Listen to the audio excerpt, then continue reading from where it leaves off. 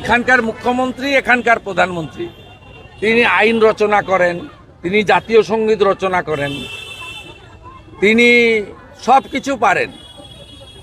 তিনি আলাদা পতাকা তৈরি করেন, সীমান্ত খুলে রাখেন রোহিঙ্গাদের জন্য।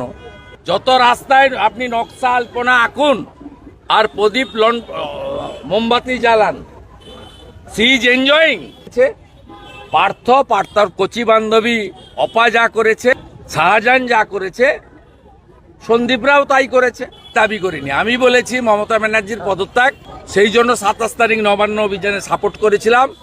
ওই আন্দোলনেই নড়েছিল, বাকি আন্দোলনগুলো উনি এনজয় করছেন ঘরে বসে। কেঁপেছিলেন একদিন, সেটা হচ্ছে 27 তারিখ। ওই কাঁপুনিটা যদি ভবিষ্যতে দিতে পারেন, তাহলে মমতা ব্যানার্জি নড়বে, টলবে, পালাবে। বিনীত গোয়েল।